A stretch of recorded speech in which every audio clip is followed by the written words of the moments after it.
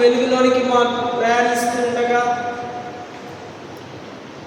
వీరిచ్చినటువంటి యొక్క శ్రేష్టమైన దైవికమైన అంశము గురించి, విలువైనటువంటి దేవుని సందేశాన్ని గురించి జాగ్రత్తగా మేము విని అర్థం చేసుకొని క్రైస్తవ భక్తి మార్గంలో, విశ్వాసంలో మేము ప్రయాణించులాగున సహాయం చేయగలరంటూ యేసు నామమున వేడుకుంటున్నాము తండ్రి.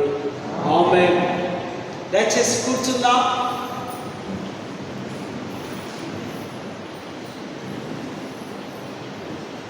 దేవుని మహాపరిశుద్ధ నామానికి మహిమ కలుగును గాక. దైవ ఆలయంలోనికి విచ్చేసినటువంటి పరిశుద్ధ సంఘము, సంఘ నాయకులు, వివిధ వర్గాల సమూహం అంతటికి యేసుక్రీస్తు నామంలో ఉదయకాల శుభములు, దైవాశీస్సులు మీకు తెలియపరుస్తూ ప్రేమతో ఇట్టి ఆరాధనకు ఆహ్వానాన్ని అందిస్తున్నాను. అండ్ ఆల్సో చక్కటి పాటలు, వర్షిప్ సాంగ్స్ మన క్వైర్ వారు అందించున్నారు. వారికి దేవుని నామమున దైవాశీస్సులు ప్రకటిస్తున్నాను. క్రీస్తునందు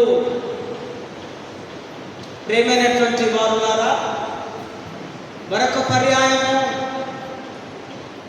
దేవుని యొక్క శ్రేష్టమైన విలువైన మాటలు మనము ధ్యానించడానికి, అర్థం చేసుకోవడానికి, క్రీస్తు ప్రేమలో, కృపలో ఎదగడానికి మరొక పరిశుద్ధ వారాన్ని అనుగ్రహించిన మన సజీవుడు, మన రక్షకుడైన యేసు నామానికి ఘనత, మహిమ, ప్రభావములు చెల్లిస్తూ ఉన్నాను. ఈ దిన ప్రాముఖ్యాంశం పరిశుద్ధ యూకరిస్ట్, సమాధానపరచు వల్ల. Holy Eucharist table of reconciliation. సమాధానపరిచే వల్ల యూకరిస్ట్ ద్వారానే. యూకరిస్టియో అనే గ్రీకు ధాతువు నుంచి యూకరిస్ట్ అనే పదం వచ్చింది. యూకరిస్ట్ అనగా కృతజ్ఞతాస్తుతి, దేవుడికి కృతజ్ఞతలు చెప్పడం, దేవుడికి గ్రాటిట్యూడ్ పే చేయడం, దేవుడికి థ్యాంక్స్ చెప్పడం. ఈ కృతజ్ఞత ద్వారా సమాధానపరిచే వల్ల, సమాధానము, దేవుడితో మానవునికి వైరం కలిగి దేవుడి నుంచి మానవుడు తొలగిపోయి సమాధానం లేని స్థితిలో కొన్ని వేల సంవత్సరాలు ఉన్నప్పుడు తన ఏకైక కుమారుడి ద్వారా, యేసుక్రీస్తు ద్వారా ఆయన ఒక సమాధానకర్తగా పడిపోయి చెడిపోయినటువంటి మానవుని తిరిగి దేవుడితో ఏకం చేయడానికి ఆయన ఒక వంతెనగా, ఒక బ్రిడ్జ్గా యేసు ప్రభు ఈ లోకానికి వచ్చి సమాధానపరిచి ఉన్నాడు. ఈ సమాధాన బల్ల గురించి మనము ధ్యానము చేస్తూ ఉంటున్నాం.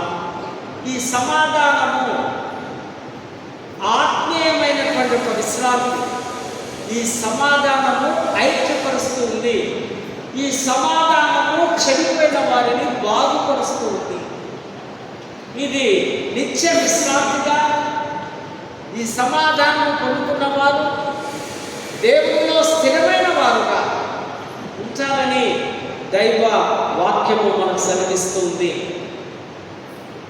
ఈ సాక్రమెంట్స్, పరిశుద్ధ యూకరిస్ట్, హోలీ సాక్రమెంట్స్ మనకు తెలుసు. ఈ సాక్రమెంట్స్, మొట్టమొదటి సాక్రమెంట్ బాప్తిజం. బాప్తిజం తీసుకున్నటువంటి మనం సెకండ్ స్టెప్లో మరి ఆ యొక్క నిర్ధారణగా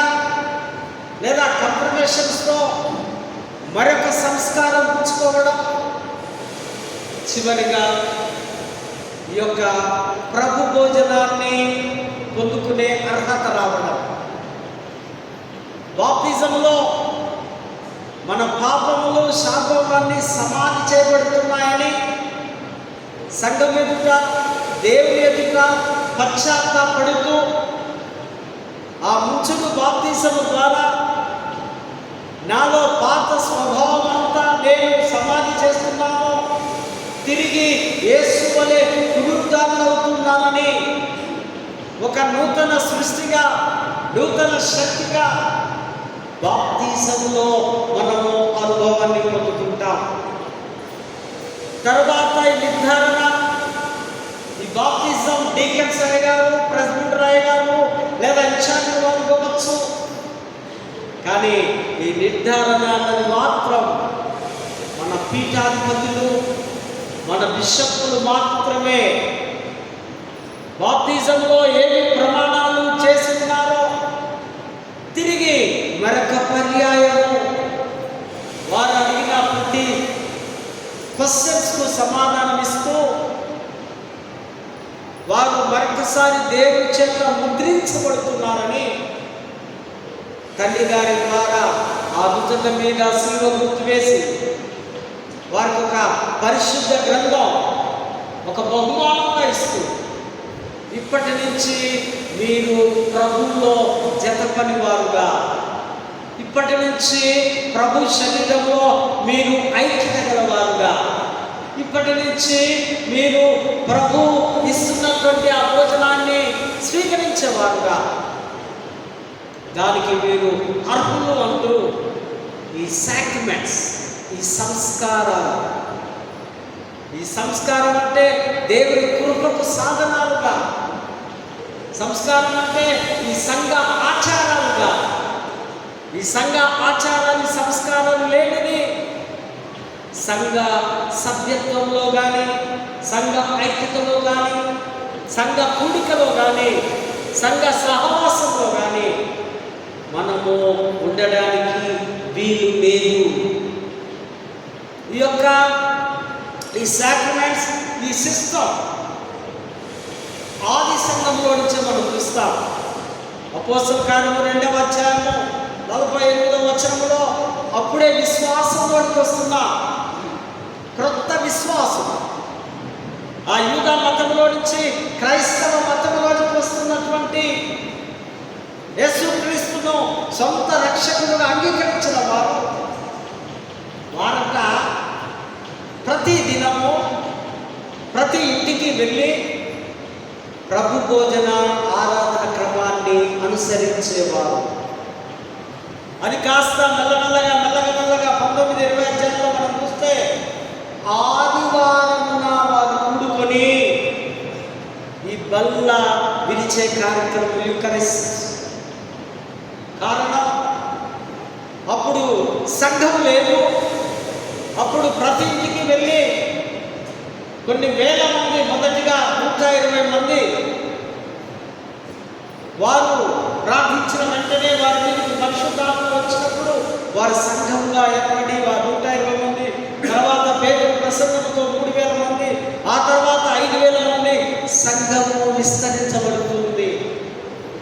కనుక వారికి ఒక సమాజ మందిరం కావాలని, వారికి ఒక దేవాలయం కావాలని ఆదివారమున వారు దేవాలయంలో కూడుకున్నప్పుడు,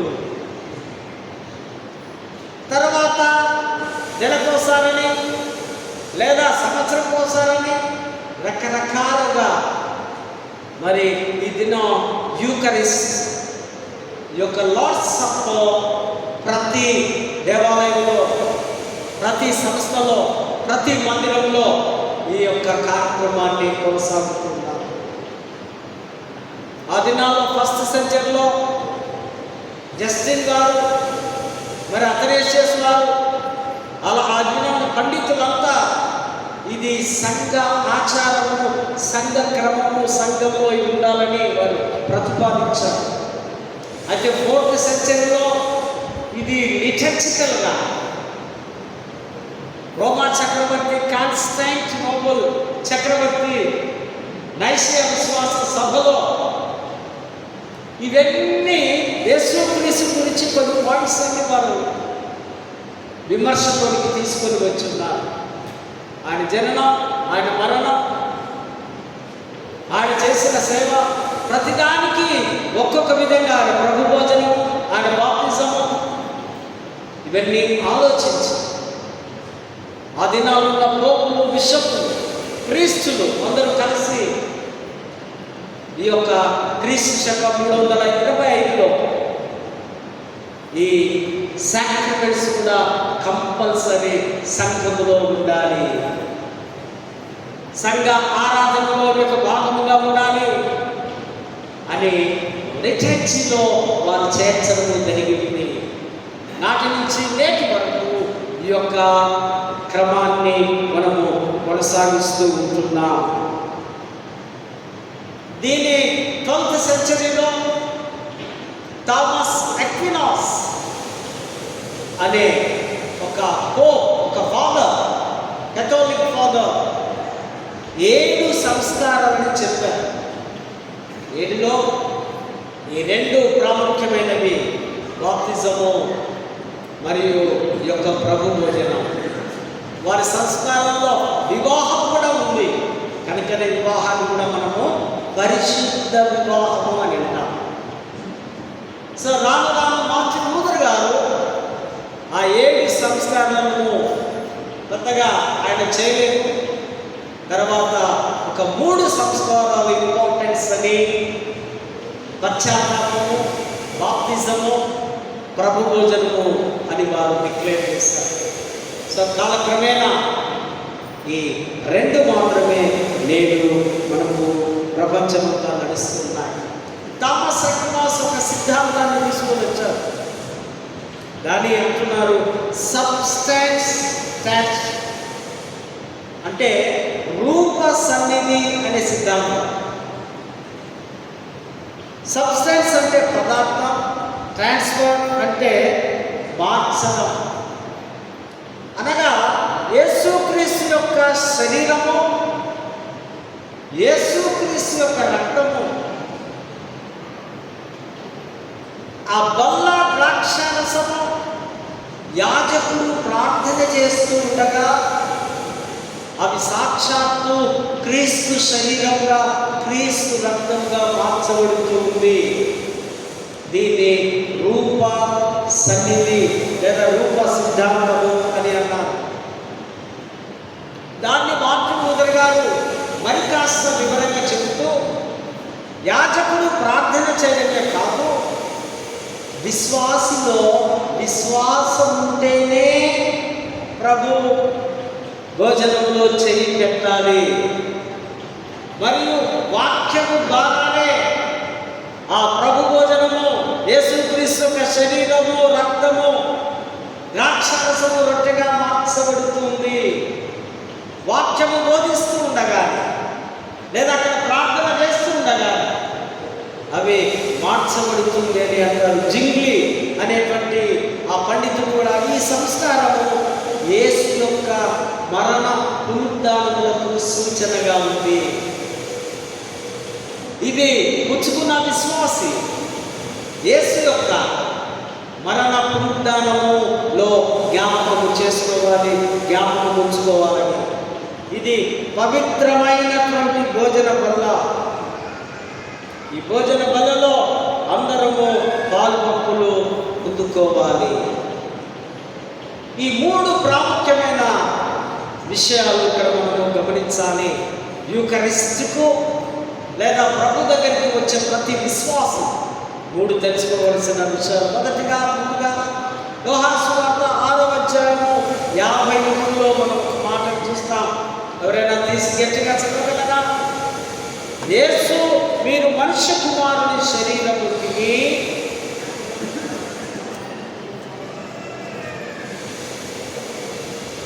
53వ వచనం.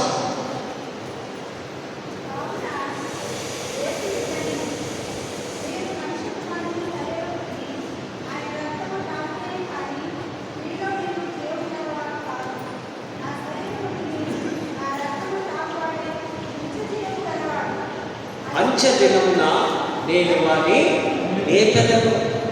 యేసు ప్రభు యొక్క మాటలు ఇది మనకు దేనికి సూచిస్తున్నాయి?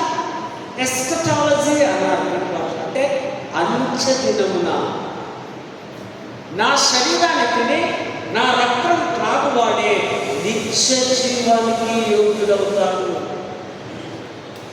అందుకని ఆయన అంటాడు, ఇది మీరు తప్పనిసరిగా చేయాలి. Do this remember me. నన్ను జ్ఞాపకం చేసుకున్నటకు దీన్ని మీరు చేయాలి. నా శరీరము తిని నా రక్తము త్రాగువాడే అంచె దినమున లాస్ట్ డేస్ లో, చివరి దినాల్లో ఆయన తిరిగి వచ్చినప్పుడు నిన్ను నన్ను లేపుతాడు. అందుకనే కొద్దిమంది భక్తులు మరణ పడకలో ఉన్నప్పుడు వారి పాస్టర్ గారిని పిలిపించుకొని, నాకు ప్రభు భోజనం ఇవ్వండి, దేవుడు నన్ను పిలుస్తూ ఉన్నాడు, ఈ పరిశుద్ధ సంస్కారం తీసుకొని నేను ప్రభు దగ్గరికి వెళ్తాను. రేడియో స్పీకర్ 56 సంవత్సరాల కిందట జాబ్ అంటూ గారు ఉండేవారు. విశ్వవాణిలో ఆయన దేవుడి వాక్యం చెప్పారు. అమెరికాలో ఉన్నప్పుడు దేవుడి స్వరం వినపడ్డాడు. జాబ్ జస్ట్ ఒక 2 అవర్స్లో నిన్ను నేను పిలుచుకుంటానంటే మంచిగా స్నానం చేసి భోజనం తర్వాత షూట్ వేసుకొని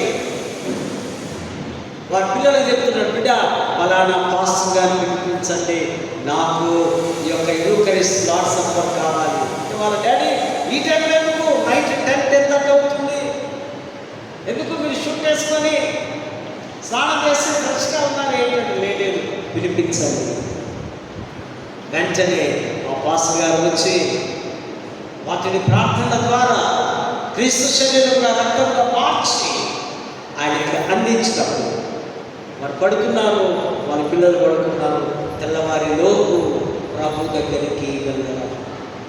నిత్య జీవము పొందాలంటే ఇది తప్పనిసరి. It is mandatory, compulsory, must do it. ప్రభు మాటలు అదే 6వ వచనంలో చెప్తాడు యేసు, జీవాహారము నేనే. ఎవరండి? జీవాహారము నేనే, మన్నాను కురిపించిన వాడను నేనే, మన్నానే రొట్టె ఇశ్రాయేలులకు ఇచ్చిన వాడను నేనే. నా యందే ఈ విశ్వాసం ఉంచాలి.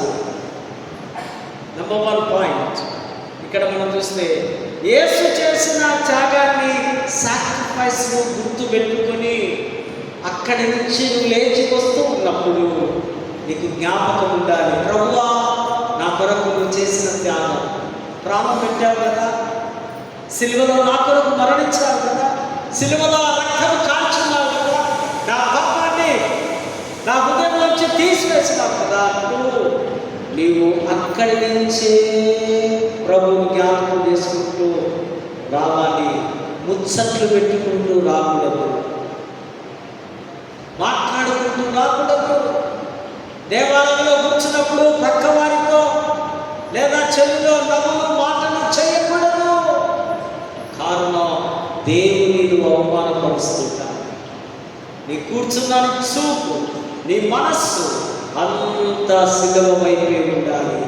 అక్కడ నీవు ఆయన చేసిన సాక్రిఫైస్, నీ శాపము పాపము దేవుడు తీసివేసుకోవాలని పశ్చాత్తాపడుతూ రిపెంటెన్స్ కలిగి నీవు అక్కడికి రావాలి. నెంబర్ 2, ఆత్మ పరిశీలన చేసుకోవాలి. చదువుతారేమాట కొరింథీయులకు రాసిన పత్రిక 1 కొరింథీ 11:28.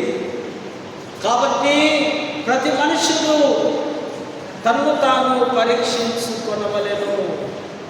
చదువుతారా?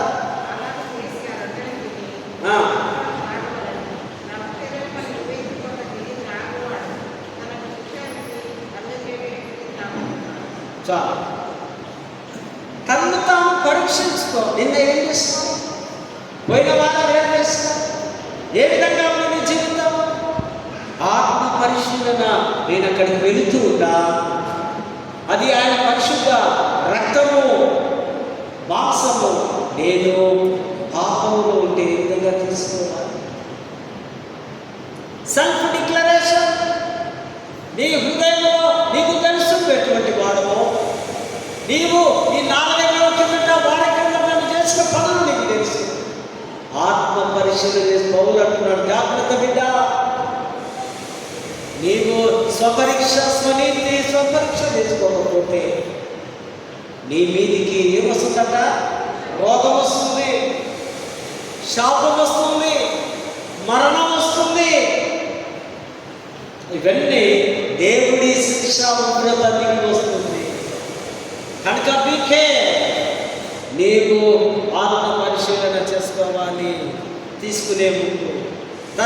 తీసుకున్న తర్వాత తీసుకున్న ఆ బలమైన విశ్వాసం చేయవలసిన పనులు, అదే 1 కొరింథీ 11:1-26. తిని తాగిన తర్వాత ఆయన పరిచర్య చేయాలి, ఆయన మరణ పునరుద్ధానమును ప్రచురం చేయాలి. ప్రచురం అంటే ప్రొక్లమేషన్. ప్రొక్లమేషన్ అంటే కెరిక్మా అంటే ప్రకటించడం. ఎవరి గురించి ప్రకటించాలి? నీవు ఎప్పుడు దేవుని యొక్క భోజనం తిన్నావో నీవు ఖాళీగా ఉండడానికి వీలు లేదు. నువ్వు వెళ్ళి go and tell Jesus is the lord, ఆయనే దేవుడుగా ఉన్నాడని నీ తోటి వారికి, ప్రక్క వారికి, అనేకులకు నీవు చెప్పవలసిన అవసరత ఉంది. కనుకనే ఇవి మాటలన్నీ చెప్పాలని దేవుడు మనతో మాట్లాడుతున్నాడు. చదవబడినటువంటి లేఖన భాగాల్లో మనం చూస్తే అంతకు ముందుగా ఈ యొక్క ప్రభు భోజనం ఎక్కడ మనం చూస్తాము అంటే ఆదికాండము 14వ అధ్యాయంలో, ఆదికాండము 14వ అధ్యాయము 18వ ఒక్క నిమిషం 18వ వచనం ఒకసారి చదవండి. మరియు షాలోము రాజైన బెన్హదదుకు రొట్టెలు ద్రాక్షారసము తీసుకొని వచ్చాడు. అతడు సర్వోన్నతుడగు దేవుని యాజకుడు. అప్పుడు అతడు అబ్రహామును ఆశీర్వదించి ఆకాశమును భూమికి సృష్టికర్తయను సర్వోన్నతుడైన దేవుని వలన అబ్రహాము ఆశీర్వదింపబడుగాక అని. ఓకే, షాలెము రాజు మెల్కీసెదెక్, ఈయనను పీస్ అంటారు, అంటే సమాధాన రాజు, పీస్ ఆఫ్ కింగ్. మెల్కీసెదెక్ చరిత్ర, ఆయన ఒక యాజకుడుగా, ఒక రాజుగా, పెద్దగా ఆయన గురించి రాయకపోయినా పరిశుద్ధాత్మ దేవుడని.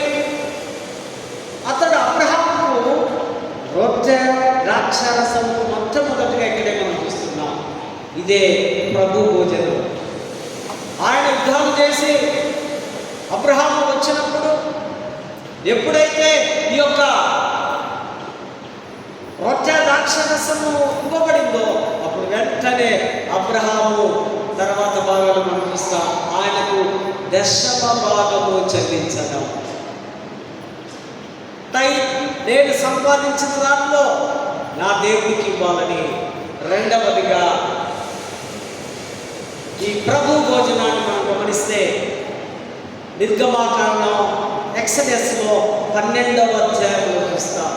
వీటికి సూచనగా ఉంది. అక్కడ వారు త్వరగా ఒక క్రొవ్విన దూడను దాన్ని చంపి, ఆరోగ్యమైన చంపి ద్వారక బంధములకు ఆ రక్తాన్ని పోయడం. ఇక్కడ రక్తం చూస్తూ ఉన్నాం. ఈ రక్తం అక్కడ పూయాలి. హీబ్రూ భాషలో దా, గ్రీకులో హైమా. సైన్స్ వాళ్ళకు తెలుసు, హైమాటాలజిస్ట్, రక్త విభాగానికి చెందిన డాక్టర్ స్టడీస్. ఆ పరిశుద్ధమైన ఆ రక్తాన్ని చూసి ఆ సంహార దూత దాచిపోతాడని దేవుడు వారు విడిపించే దేవుడు. అక్కడి నుంచి వారు పులి అనే రొట్టెను చేసుకొని వారు త్వరగా తిని ఆ యొక్క ఐగుప్తును విడవాలి. ఐగుప్తును విడవ బ్రతకడానికి, పాపము చీకటిని విడవడానికి నువ్వు త్వరపడి వెళ్ళాలి. గమనించేసి నేను ఎంజాయ్ చేస్తాను కదా అనడానికి వీలు లేదు. ఈ నిర్గమాకాండ 12వ అధ్యాయంలో యేసు ప్రభుకు సూచనగా ఉంది. ఈయన ఈ పరిశుద్ధ రక్తం అక్కడ ద్వారకములకు ఆర్జించిన ప్రోవిన దూడలు మేకల రక్తానికి గుర్తుగా ఉంది. చదవబడిన లేఖన భాగాల్లో మనం చూసినట్లయితే సీనాయి వద్ద నిబంధన భోజనము, సహవాస భోజనం, నిబంధన భోజనములో పాలు పొందుట, participating in the covenant meal. మోషే మోషే మోషే మనకు ఏం అర్థమవుతుంది? మోషే అంటే ఒక ప్రవక్త అనుకోవచ్చు, ఒక నాయకుడు అనుకోవచ్చు. కానీ ఇక్కడ మోషే యాజకుడైపోయాడు.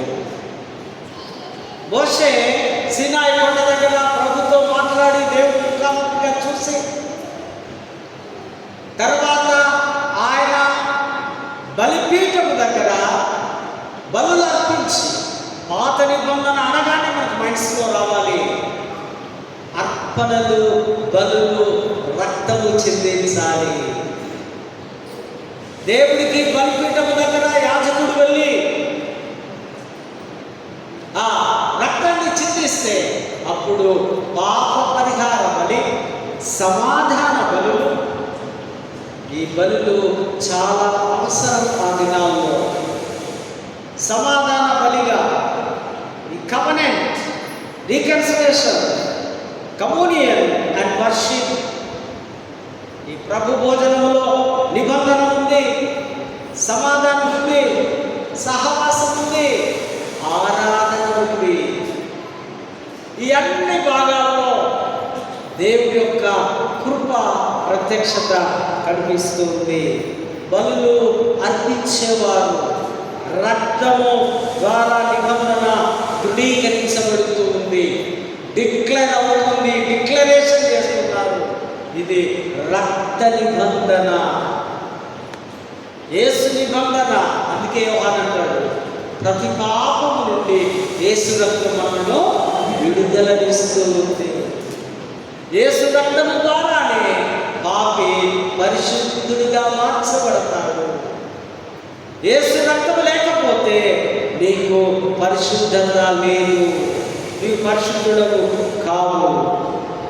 అది మరి మోషే, అహరోను వారందరూ కలిసి, దాదాపు ఇశ్రాయేలు ప్రజలు 70 మంది కలిసి వారు ఆ నిబంధన భోజనము చేస్తున్నట్టుగా, వారందరూ ఆ కొండ మీదకెక్కి ఒక మంచి అద్భుతమైనటువంటి ఆహారము తీసుకున్నట్టుగా లేఖన భాగాల్లో మనం చూస్తూ ఉంటున్నాం. ఈ భోజనం వారి మధ్య దేవుని శాంతి, విశ్వాసం, సహవాసానికి సూచనగా ఉంది. దేవుడితో కలిసి ఉండడం అంటే it's a fellowship with God. Adonai, L షద్దాయ్, Elohim, రకరకాల పేర్లతో దేవుని నామాలను ఇక్కడ మనం చూస్తూ ఉంటున్నాం. 7-8వ వచనంలో ఈ రక్తము దేవుని మరియు ఆయన ప్రజలను ఏకము చేస్తూ ఉంది. The blood of covenant, behold the blood of covenant. ఇది నిబంధన అనేది సామాన్యమైనది కాదు, ఇది దేవుని స్థాపించే పవిత్ర సంబంధం. దేవుడి వ్యక్తిగత నామాన్ని కూడా సూచిస్తుంది కనుక ఈ పరిశుద్ధ నిబంధన రక్తాన్ని ఇక్కడ మనం చూస్తున్నాం. కీర్తనలో కూడా మనం గమనిస్తే 85లో peace and truth, peace and truth, శాంతి మరియు సత్యము. ఈ కీర్తన పునరుద్ధరణ, గతంలో ఇందులో పునర్జీవానికి క్షమాపణ, రివైవల్ అండ్ ఫర్గివ్నెస్.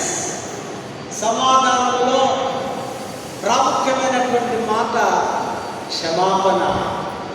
దేవుడు యేసు ఎప్పుడూ క్షమించమని, ఒకసారి కాదు, ఒక తప్పు చేస్తే కాదు, ఎన్ని తప్పులు చేసినా క్షమించమనే క్షమ కలిగినటువంటి ఆ మహాదేవుడు యూకరిస్టులో శాంతి మరియు సత్యం రెండు ఒకదానితో కలుసుకొని ముద్దు పెట్టుకుంటూ ఉన్నాయి, ఆప్యాయతగా కౌగలించుకుంటున్నాయి.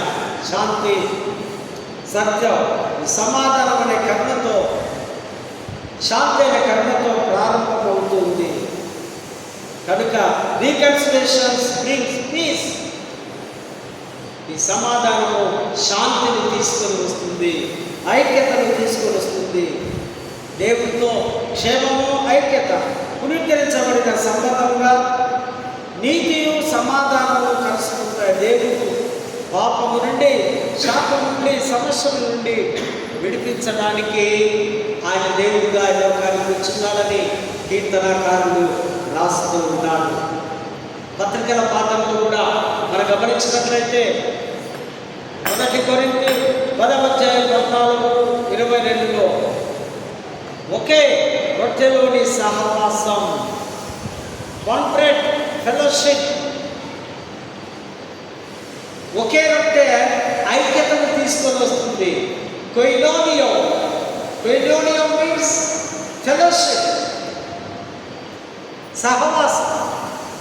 దేవుని కుటుంబంలో ఐక్యతతో ఉండడం, సహవాసంతో ముందుకు వెళ్ళడం.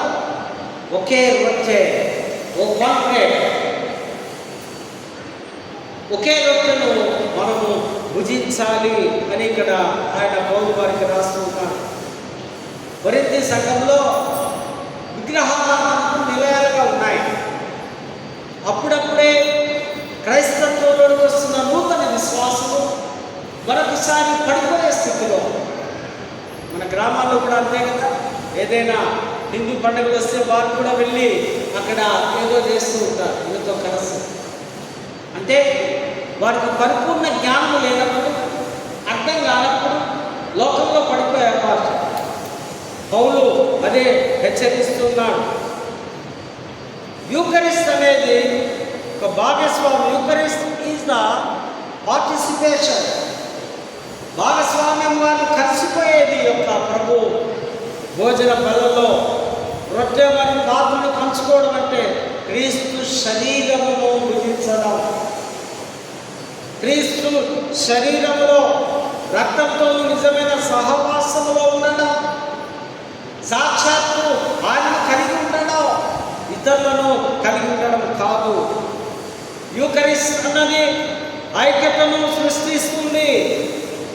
యూకరిస్ట్ క్రియేషన్, ఈ సృష్టిని ఒక నూతన సృష్టిగా ఇది మారుస్తుంది. యూకరిస్ట్ ఒక యూనిటీ, ఒక ఐక్యతను తీసుకొని వస్తుంది. ఒకే రొట్టెను పంచుకోవడం అంటే క్రీస్తులో ఒకే శరీర అవయవాలుగా మనం ఉండడం. మన శరీరం క్రీస్తుది, క్రీస్తు శరీరము మనది. పాపం లేని శరీరము క్రీస్తుది. ఈ యూకరిస్ట్ ప్రభుత్వం ఎప్పుడు తీసుకుంటామో అప్పుడు మనము క్రీస్తు శరీరాన్ని ధరించుకున్న వారు, పాపం లేని వారుగా ఉంటామని పౌలు రాస్తూ ఉన్నాడు. 16వ వచనంలో ఆశీర్వాదపు పాత్ర, అది దీవించబడిన పాత్ర. ఆయన పాత్రను చేత పట్టుకొని ఎత్తుకొని దీనిలోనిది మీరందరూ త్రాగుడి, ఇది మీ కొరకు తీయబడుచున్న, చిందింపబడుచున్న నా రక్తము, ఇది నూతన నిబంధన రక్తము. It's a new covenant blood, it's a holy blood. ఇది మీరు తీసుకోవాలి.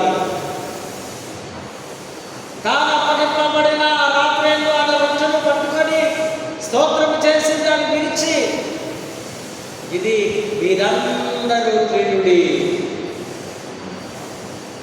Do this all remember me, మీరందరూ జ్ఞాపకము చేసుకొని తినాలి.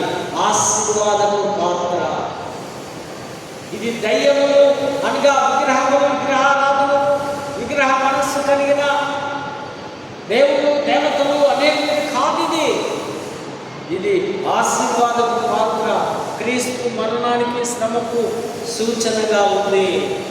క్రీస్తు రక్తంలో పాలు పుచ్చుకోవడం అంటే విశ్వాసి ఆయన రక్షణలో పాలుభాగస్తులు కావడం, క్రీస్తులో మిళితమైపోవడం, క్రీస్తులో కలిసిపోవడం, విశ్వాసి నూతన వ్యక్తిగా మార్చబడడం.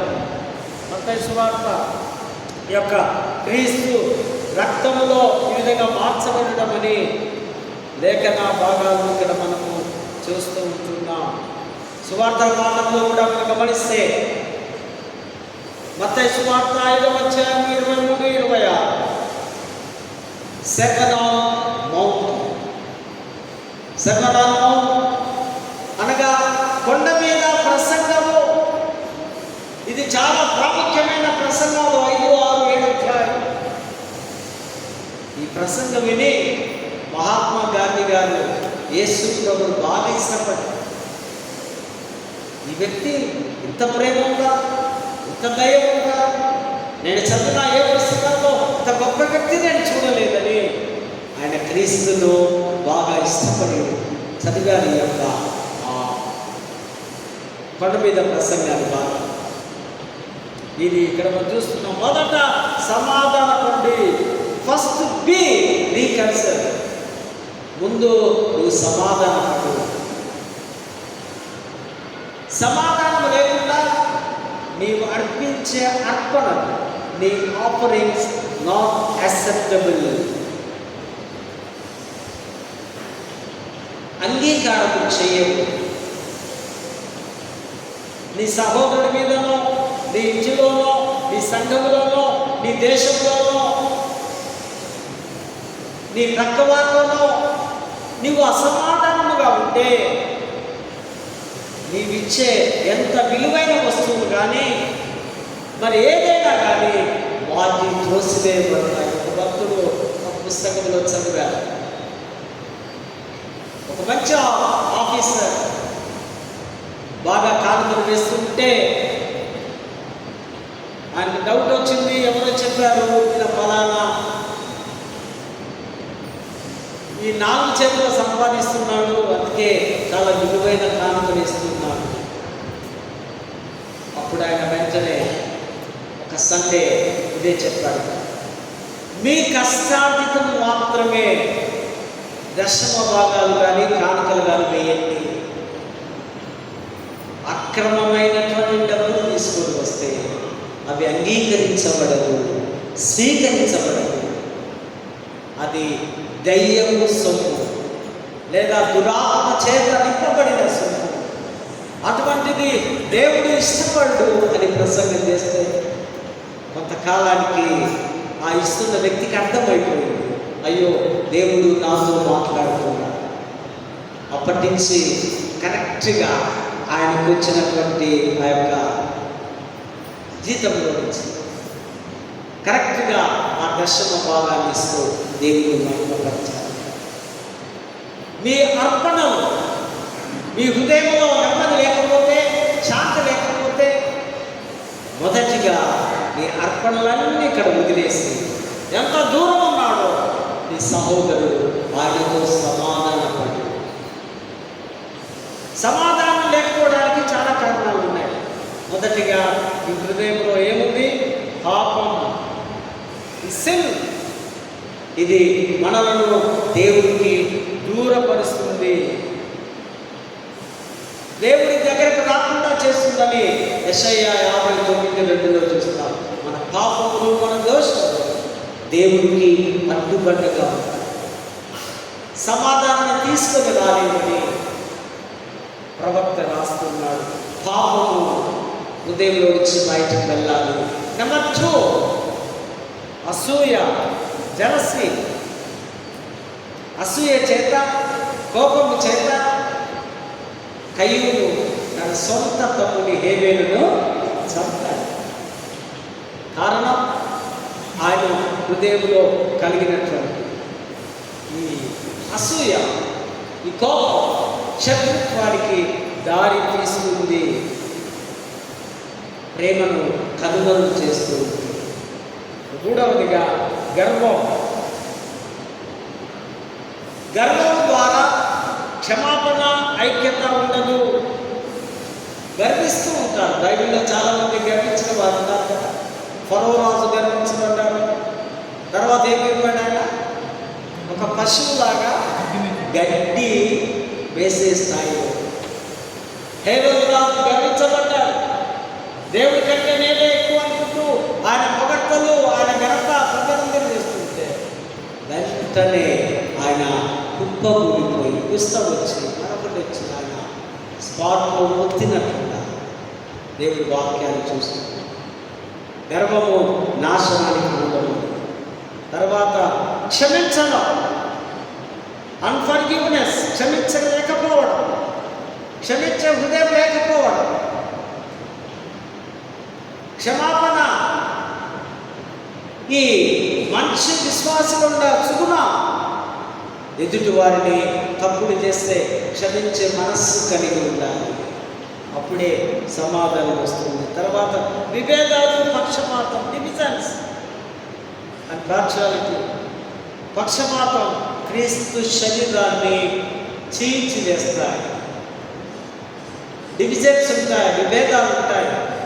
ఇవన్నిటి నుంచి నీవు తొలగిపోవాలి. చివరిగా క్రీస్తు ద్వారా, రక్తము ద్వారా దేవునితో శాంతి, సమాధానం మనకు వస్తుంది. ప్రేమినటువంటి వారు ప్రభు భోజనానికి మనము యోగ్యులముగా యొక్క ఘనమైనటువంటి సంస్కారం తీసుకోవటానికి మోషే మన సీనాయి కొండ దగ్గర రక్త నిబంధన చేసి ప్రభువును దేవుని ఆనందింపజేస్తున్నారు. పౌలు దెయ్యములతో కాదు, క్రీస్తు రక్తము ద్వారానే, క్రీస్తు రక్తము పుచ్చుకొనడం ద్వారానే మీరు దైవ రాజ్యంలోనికి పాలుభాగస్తులవుతున్నారు. స్వార్థ పాఠంలో కూడా ముందు దేవుడి పని సమాధాన పడండి.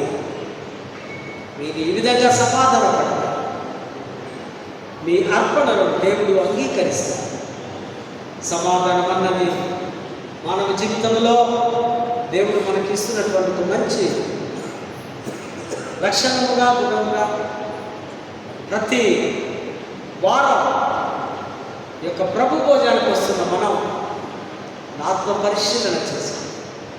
దానికి యోగ్యులమవుతే ప్రభువా నీ యొక్క మీల్లో, నీ భోజనంలో భాగస్వామ్యంగా చేయి అంటూ ప్రార్థన చేసుకుంటూ గొప్ప సాక్రిఫైస్లోనికి మనం ముందుకు సాగుదాం.